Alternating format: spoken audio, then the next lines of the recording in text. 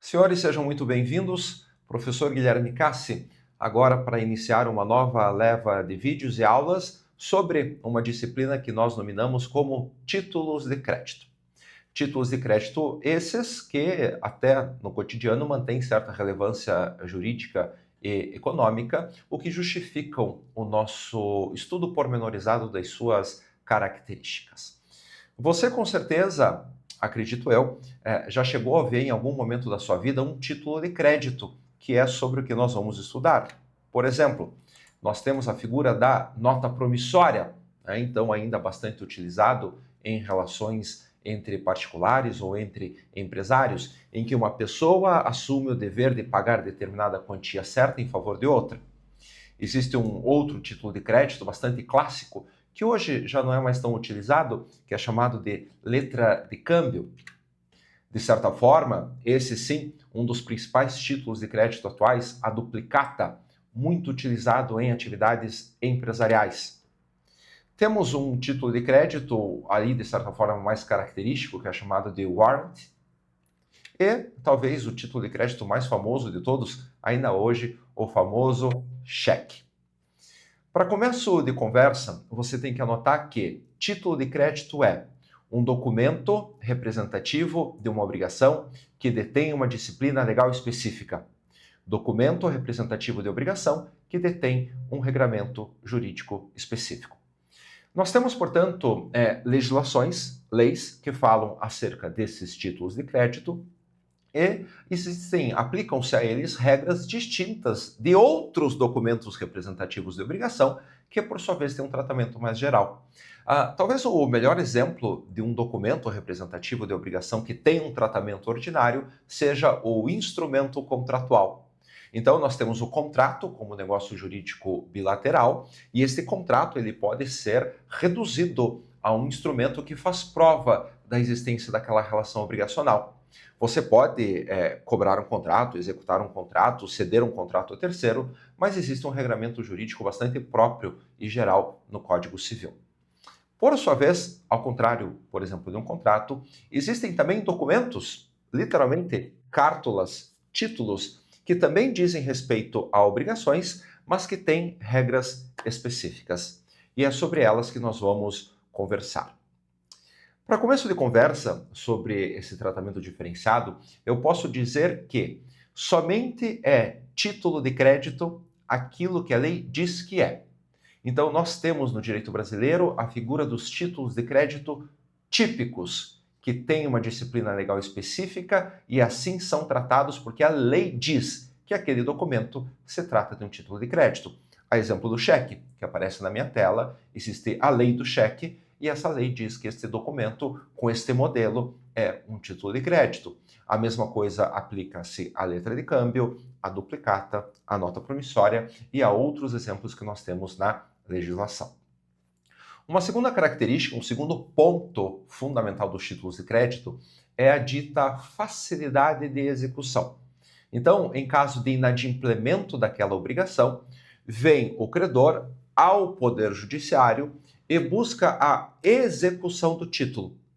A cobrança da obrigação inadimplida se dá por um processo de execução, porque os títulos de crédito são considerados títulos executivos extrajudiciais. Não há necessidade de uma ação de cobrança, um processo de conhecimento para que o juiz verifique a causa, a base da relação jurídica que se busca o pagamento. Há uma pré-concepção da existência da obrigação e simplesmente você executa no Poder Judiciário. Aí você pode me perguntar, o contrato, não necessariamente você cobra por meio de um processo de execução? Não. Nem todos os instrumentos contratuais são títulos executivos extrajudiciais. Para tanto, precisam ter assinatura de duas testemunhas ou ser firmado em escritura pública. Mas os títulos de crédito são títulos executivos extrajudiciais. E reforçando este ponto, uma das graças dos títulos de crédito é que, se eventualmente existir o inadimplemento, por exemplo, de uma nota promissória, o credor, lá em 2 ou 3 páginas, consegue, por meio de uma petição inicial de uma ação de execução, promover a sua cobrança, a sua execução perante o Poder Judiciário. Não obstante, a outra característica desses títulos de crédito, que eles são peculiares, e do meu ponto de vista, o mais distintivo de todos, é a chamada facilidade de negociação. A transmissão do crédito inserido num título de crédito se dá de maneira bastante fácil, rápida, por meio daquilo que nós chamamos de endosso. Por exemplo, se você tem um contrato, você pode ceder a obrigação deste contrato, o crédito, para uma terceira pessoa. O Código Civil traz essa figura muito simples. Você faz um segundo contrato, que é chamado de cessão de crédito. E neste segundo contrato, você traz as partes, o cedente e o cessionário, a obrigação que está sendo transmitida, coloca local, data e assina.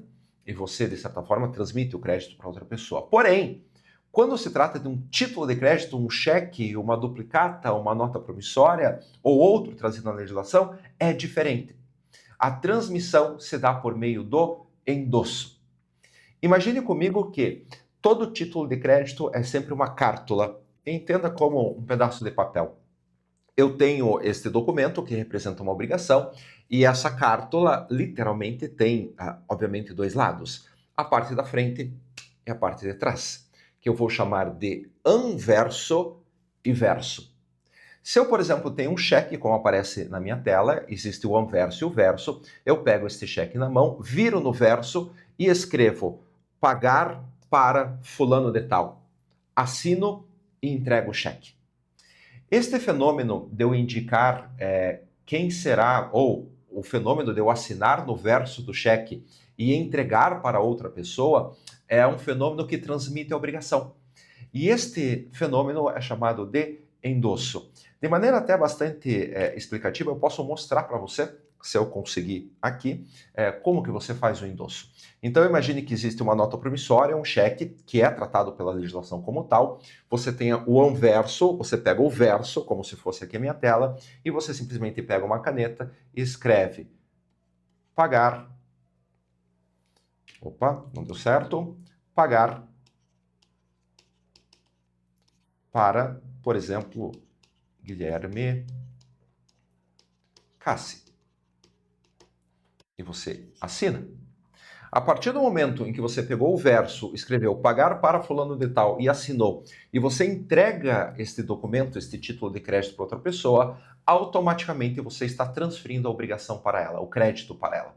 Então, a circulação se dá de forma bastante facilitada e é uma característica própria desses títulos de crédito, o famoso endosso. A assinatura no verso, seguida pela tradição.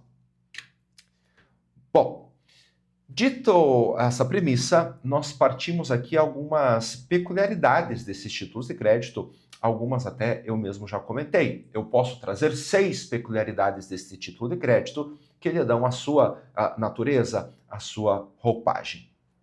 Quando você busca uma doutrina clássica, há a afirmação de que títulos de crédito sempre representam obrigações de dar dinheiro, de que não existiria, pelo menos num certo contexto, títulos de crédito cuja obrigação fosse outra, diferente de dar dinheiro.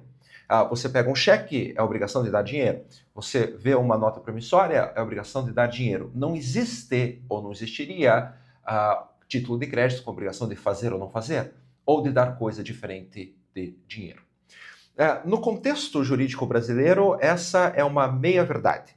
Via de regra, sim, os títulos de crédito atuais dizem respeito a uma obrigação de dar dinheiro, e você não pode substituir esta obrigação por de outra natureza. Mas, por sua vez, nós temos alguns exemplos de títulos de crédito típicos, ou seja, que existe uma disciplina legal específica que tem a obrigação de dar coisa diferente de dinheiro. Então você vê o famoso warrant, no sentido de que um objeto fica depositado com uma pessoa que emite um título de crédito que pode circular, ou ainda no meio rural, a famosa CPR, né, a Cédula de Produto Rural, que hoje tem sido bastante utilizado.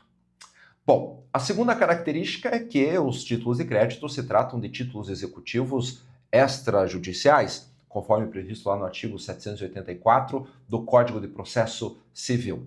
De tal modo, se você tem um título de crédito, existe o inadimplemento, não pagamento na data aprazada entre as partes, simplesmente o credor busca o Poder Judiciário por meio de uma ação de execução.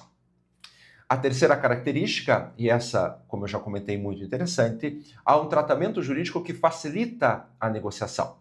Você não precisa fazer uma cessão de crédito ou algum instrumento jurídico mais robusto para você transferir este crédito para outra pessoa. Simplesmente pega o verso, assina pagar para fulano de tal, assina e entrega. O título passa a ser dele. E este sujeito que recebeu o título, que nós vamos chamar adiante de endossatário, que recebeu agora o título para si, ele pode endossar para outra pessoa.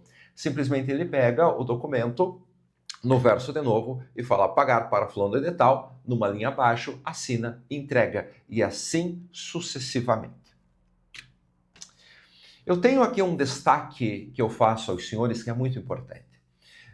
Os títulos de crédito eles têm uma origem histórica bastante curiosa, na medida em que surgiram como uma alternativa justamente ao transporte de dinheiro ou bens materiais, metais preciosos, seja o que for.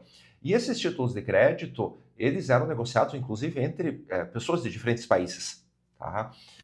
Tanto que em 1930 foi criada, né, uma convenção internacional chamada Lei Uniforme de Genebra. E essa convenção internacional, que foi redigida num documento jurídico, portanto, dessa Lei Uniforme de Genebra, contou inclusive com a assinatura do Brasil. Ao passo em que diversos países, nesta Lei Uniforme de Genebra, por esta Convenção de Genebra, adotaram um regramento jurídico uniforme, como já diz o próprio nome, acerca de alguns títulos de crédito, especialmente naquela época, a letra de câmbio e a nota promissória.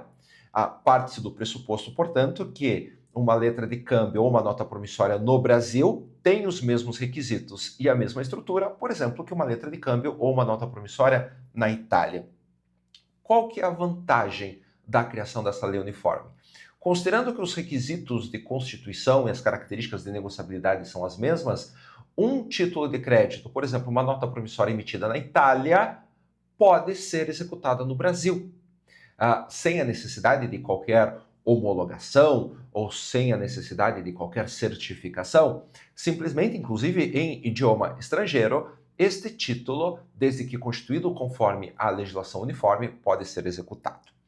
Eu, tanto é assim, trago uma decisão interessante do Supremo Tribunal Federal, à época, inclusive, que tratava da matéria, em que um determinado credor estrangeiro queria executar no Brasil um título de crédito. Porém, à época, buscou, de maneira inadvertida, homologar judicialmente este título de crédito para que então pudesse executar em território nacional. Veio, inclusive, o ministro Celso de Mello, à época, com a explicação de que não, títulos de crédito, eles já têm uma eficácia executiva que lhe é inerente à sua forma. Então, desde que preenchidos esses requisitos, pode ser um título de crédito estrangeiro, ser executado no Brasil, independentemente de homologação do Poder Judiciário, desde que preenchidos os requisitos formais. Fica a referência aí na tela. Bom, partindo então a outras características, outras peculiaridades deste título de crédito, sempre se fala de uma relação de confiança, como diz a doutrina. Por quê? O título de crédito ele pressupõe um pagamento de forma diferida pelo devedor. Porque quando se trata de uma relação obrigacional cuja realização é imediata, em outras palavras, eu contraio uma obrigação perante você, mas eu pago já. Eu não preciso no título de crédito para instrumentalizar essa dívida. Porém, eu contraio uma obrigação perante você para pagamento daqui a 30 dias. Opa! Você tem uma confiança na minha pessoa de que eu promoverei este pagamento em 30 dias ou em até 30 dias, mas por garantia, você quer colocar isso no papel. Você instrumentaliza esta obrigação de um pagamento diferido daqui a 30 dias. Em outras palavras, a própria doutrina então traz o raciocínio de que títulos de crédito dizem respeito a obrigações de confiança porque o credor acredita que o devedor fará o pagamento no momento futuro. Porque se assim não fosse, se o pagamento fosse imediato, não precisaria instrumentalizar. 5. Nem todo documento é um título de crédito, como eu já disse. Para ser um título de crédito, precisa ter previsão legal. Então, nós temos uma lei do cheque, nós temos lei do duplicata, nós temos lei de CPR, nós temos lei que fala de nota promissória e letra de câmbio e assim por diante. E essas leis trazem este tratamento jurídico diferenciado, que eu já mencionei, e dizem que tais documentos são títulos de crédito. Não adianta eu simplesmente pegar um documento totalmente diferente daquilo que a legislação prevê e dizer, a partir de agora, este é um título de crédito. Não é assim que funciona, depende de previsão legal. E por último, dada esta figura do endosso que eu comentei para você, e até de maneira sumária expliquei como é que funciona, o título de crédito se transmite com o documento. Inclusive, um dos princípios que nós vamos conversar num dos próximos vídeos diz respeito justamente a esta ideia de que o crédito se transfere com o documento. Para eu transferir a obrigação para outra pessoa, eu pego o verso do documento, assino e promovo a tradição, que é a entrega do documento para outra pessoa, e a partir deste momento, com a assinatura mais o documento, ele é subentendido como o credor.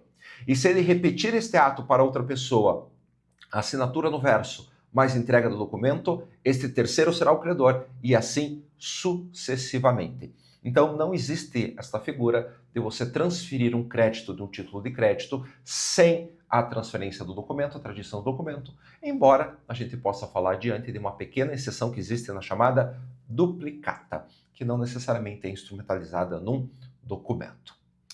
Bom, então eu acredito que aqui uma primeira introdução já está de bom tamanho e nós voltamos no próximo vídeo com mais características e informações acerca desse instituto.